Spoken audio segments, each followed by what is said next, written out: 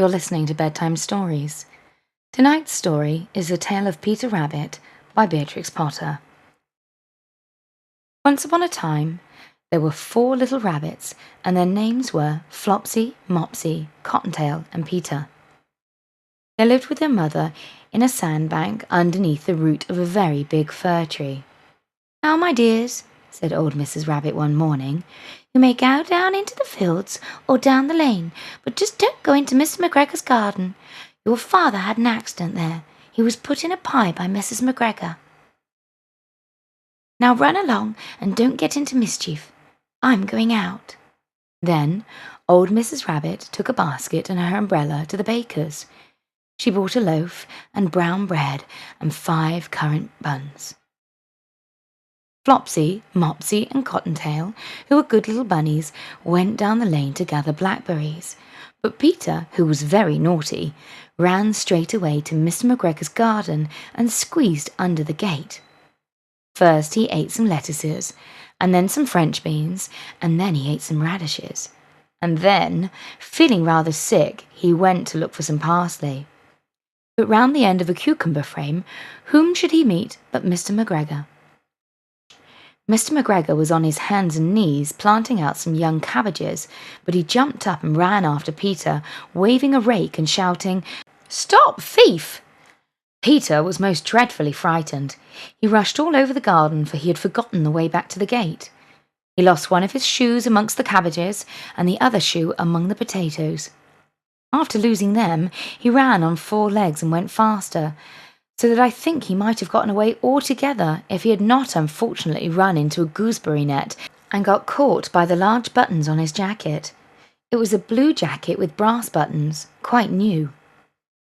Peter gave himself up for lost and shed big tears, but his sobs were overheard by some friendly sparrows who flew to him in great excitement and implored him to exert himself. Mr. McGregor came up with a sieve which he intended to pop over the top of Peter, but Peter wriggled out just in time, leaving his jacket behind him. He rushed into the tool shed and jumped into a can. It would have been a beautiful thing to hide in if it had not had so much water in it. Mr. McGregor was quite sure that Peter was somewhere in the tool shed, perhaps hidden underneath a flower pot. He began to turn them over carefully, looking under each. Presently, Peter sneezed. "Ka-choo!" Mr. McGregor was after him in no time, and he tried to put his foot upon Peter, who jumped out of a window, upsetting 3 plants. The window was too small for Mr. McGregor, and he was tired of running after Peter. He went back to his work. Peter sat down to rest. He was out of breath and trembling with fright, and he had not the least idea of which way to go. Also, he was very damp with sitting in that can.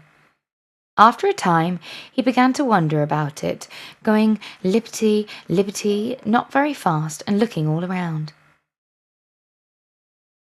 He found a door in a wall, but it was locked, and there was no room for a little fat rabbit to squeeze underneath. An old mouse was running in and out over the doorstep, carrying peas and beans to her family in the wood.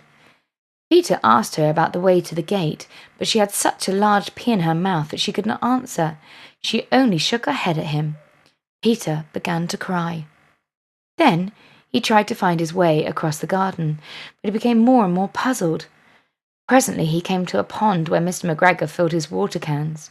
A white cat was staring at some of the goldfish. She sat very, very still, but now and then the tip of her tail twitched as if it were alive.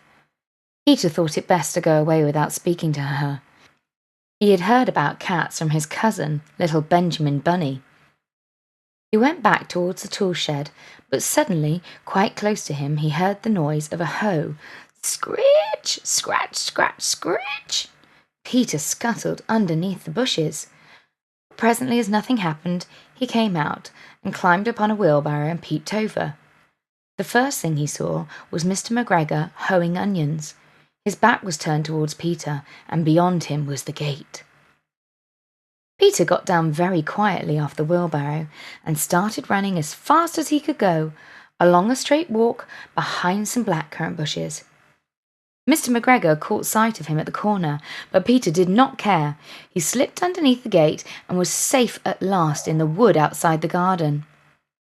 Mr. McGregor hung up the little jacket and the shoes for a scarecrow to frighten the blackbirds. Peter never stopped running or looked behind him until he got home to the big fir tree, down upon the nice soft sand of the floor of the rabbit hole, and shut his eyes. His mother was busy cooking. She wondered what he had done with his clothes. It was the second little jacket and pair of shoes that Peter had lost in a fortnight. I am very sorry to say that Peter was not very well during the evening. His mother put him to bed and made some chamomile tea, and she gave a dose of it to Peter. 1 tablespoonful to be taken at bedtime.